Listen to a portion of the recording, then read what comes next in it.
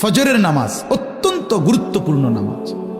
কোরআন শরীফে আছে, আল্লাহ তাআলা সরাসরি বলছে এই ওয়াল ফজরি, এই সূরার প্রথম আয়াত ওয়াল ফজর, আল্লাহ বলছে বান্দা আমি আল্লাহ কসম করছি ফজরের ওয়াক্তের।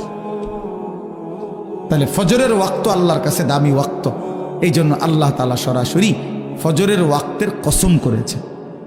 কসম কোরআন শরীফে আছে, আল্লাহ তাআলা বলেন ইন্না কুরআন আল ফজরি কানা মাশহুদা, নিশ্চয়ই ফজরের ওয়াক্ত আমার সমাবেশের সময়। ফজরের ওয়াক্তকে আল্লাহ কোরআনে বলছে ফজরের নামাজ সমাবেশের নামাজ। সমাবেশ কি? হাদিসে আছে আল্লাহর নবী সাল্লাল্লাহু আলাইহি ওয়াসাল্লাম বলেন সারা রাত আল্লাহর এই জমিনের মধ্যে কোটি কোটি ফেরেশতা এই পৃথিবীতে মানুষের আল্লাহর পক্ষ থেকে বিভিন্ন খেদমত করে, পাহারাদারি করে, এই জমিনে দায়িত্ব আদায় করে। কোটি কোটি ফেরেশতা আছে আমাদের চারদিকে আছে। আমাদের ডান কাঁধে বাম কাঁধে যে দুইজন ফেরেশতা লেখে, ওনারা ছাড়াও কিন্তু আমাদের সাথে আরো ফেরেশতা আছে। লাহু মুআক্কিবাতুম মিন বাইনি ইয়াদাইহি ওয়া মিন খালফিহি, এই কোরআন শরীফে আছে।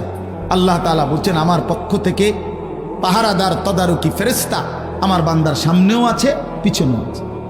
ইয়াহফাজুনাহু মিন আমরিল্লাহ, আমি আল্লাহর হুকুমে আমার বান্দাকে তারা, এই ফেরেশতারা আমার বান্দাকে হেফাজত করে। তাহলে এরা তো হইল দুইজন লেখে, এরা ছাড়াও আমাদের সাথে আরো ফেরেশতা আছে।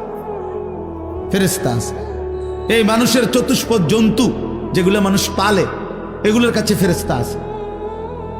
ফেরেশতা আছে, ফেরেশতা আইসা বলে কানে কানে ভাই সাহেব তোমারে বানাইছে আল্লাহর বান্দার খেদমতের জন্য, কাজে সে এখন দুধ দোহাইবে, গরু গাভী, তুমি ঠ্যাংলাইরো না মাথা লাইরো না, তোমারে বানাইছেই বনি আদমের খেদমতের জন্য। এরকম অসংখ্য ফেরেশতা অসংখ্য ডিউটি আদায় করে। তো সারা রাত যেই ফেরেশতারা ডিউটি করে ওনারা ফজরের ওয়াক্তে আসমানে ফিরে যায়। আর দিনের বেলা ফজর থেকে নিয়ে সন্ধ্যা পর্যন্ত আরেক গ্রুপ নতুন ফেরেশতা আসমান থেকে নেমে আসে, ওনারা আবার দিনের বেলা ডিউটি করে। তো এই দুই গ্রুপ যারা ফজরের ওয়াক্তে উপরে যায়, আরেক গ্রুপ নাইমা আসে। হাদিস আছে আল্লাহর নবী সাল্লাল্লাহু আলাইহি সাল্লাম বলেন এই রাত্রিবেলার ফেরেশতারাও যাওয়ার সময় ফজরের নামাজ পড়ে যায়, আর যারা ডিউটি করতে নতুন আসে তারাও আইসা ফজরের নামাজে অংশগ্রহণ করে। এই জন্য আল্লাহ তাআলার নবী বলেন সাল্লাল্লাহু আলাইহি সাল্লাম যে রাত্রির সব ফেরেশতা এবং দিনের সব ফেরেশতা এবং ইমানদার বান্দা নেককার বান্দা সব ফজরের ওয়াক্তে একত্রিত। এই জন্য এটাকে বলে সমাবেশ। সমাবেশ এই জন্য আল্লাহ তাআলা বলেন ফজরের ওয়াক্তে আমার ফেরেশতা আর আমার ইমানদার বান্দা একত্রিত হয়, এটাকে ফজরের ওয়াক্তের গুরুত্ব। এই জন্য আমি দুইটা কথা বলি।